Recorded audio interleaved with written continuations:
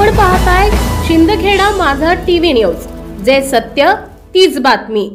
कापडणे येथे गेल्या 6 दिवसापासून गावाला शुद्ध पाणी मिळावे यासाठी गावातील सामाजिक कार्यकर्ते भूषण ब्राह्मणे, ज्ञानेश्वर भांबरे आणि विशाल शिंदे हे उपोषणाला बसले होते।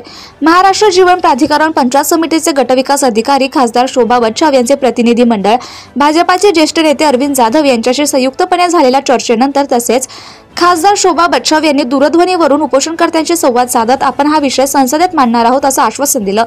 जलकुंभाच्या टेस्टिंग नंतर उपोषणकर्त्यांनी लिंबू पाणी घेत उपोषण सोडलं। ग्रामस्थांना शुद्ध पाणी मिळावे यासाठी गेल्या महिनाभरापासून कापडणे येथील ग्रामस्थ आणि शुद्ध पाणी पुरवठा संघर्ष समिती आंदोलन करत होते, परंतु प्रशासनाकडून त्या आंदोलनाची दखल घेतली जात नसल्यामुळे शेवटी संघर्ष समितीच्या पदाधिकाऱ्यांनी उपोषणाचा मार्ग निवडला। 16 ऑगस्ट पासून येथील भवानी चौक येथे सामाजिक कार्यकर्ते भूषण ब्राह्मणे, ज्ञानेश्वर भांबरे आणि विशाल शिंदे उपोषणाला बसले होते। प्रशासनाकडून समाधानकारक उत्तरे मिळत नसल्याने उपोषण लांबत गेले। त्या दरम्यान उपोषणकर्ते विशाल शिंदे यांची तब्येत खालावून त्यांना अस्वस्थ वाटल्यानंतर 5व्या दिवशी ग्रामस्थांनी त्यांना जबरदस्तीने वैद्यकीय उपचार घेण्यास भाग पाडले, परंतु तरी देखील तीनही उपोषणकर्ते उपोषणावर ठाम होते। भूषण ब्राह्मणे आणि ज्ञानेश्वर भांबरे यांचे देखील 8 ते 9 किलो वजन कमी झालं असताना देखील आणि वारंवार वैद्यकीय अधिकाऱ्यांनी दवाखान्यात उपचार घेण्याचे सल्ले देऊन देखील ते उपोषणावर ठाम राहिले।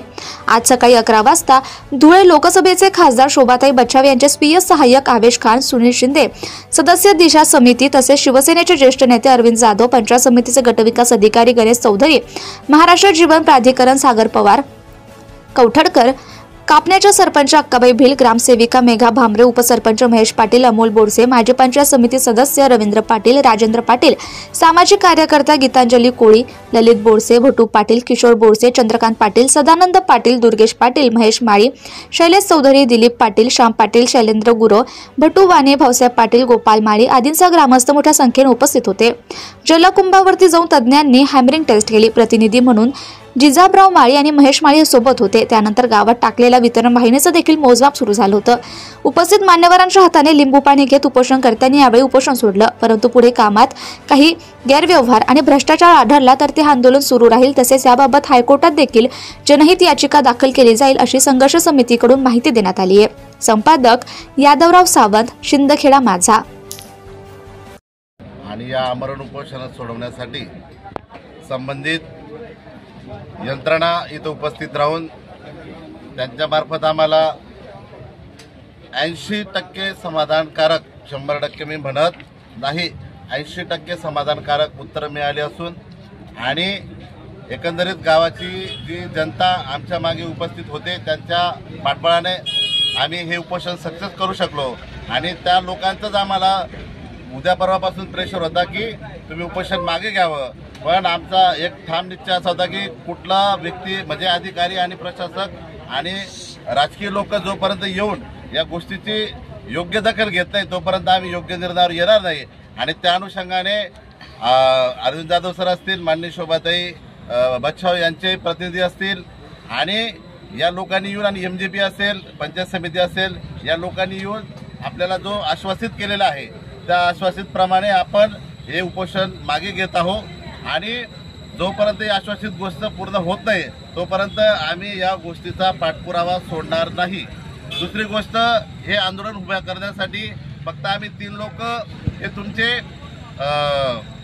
प्रतिनिधी आहोत, पण सर एक सांगावं लागेल, रात्री 2-2, 3-3 वाजेपर्यंत आमचे बंधू आमच्या पाठीला पाठी लावून इथपर्यंत बसत होते। मी त्यांचे देखील जाहीर आभार मानतो। 15 तारखेच्या झालेल्या या 15 जुलैपासून सुरू झालेल्या या कामापासून तर आतापर्यंत ज्या लोकांनी आम्हाला प्रत्यक्ष, अप्रत्यक्ष आणि टेक्निकल जो सपोर्ट केला अशा सर्व लोकांचं मी या मंचावर जाहीर आभार मानतो। पुढेही अशी मदत करावी तर आपल्या कापडण्या गावाला निश्चितच आपण वेगळं स्वरूप देऊ, एवढं बोलतो। धन्यवाद।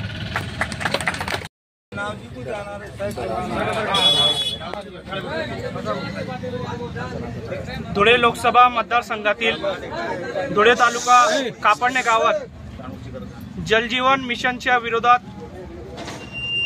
इथले स्थानिक नागरिक आणि संघर्ष समितीच्या वतीने या ठिकाणी बेमुदत आंदोलन सुरू आहे।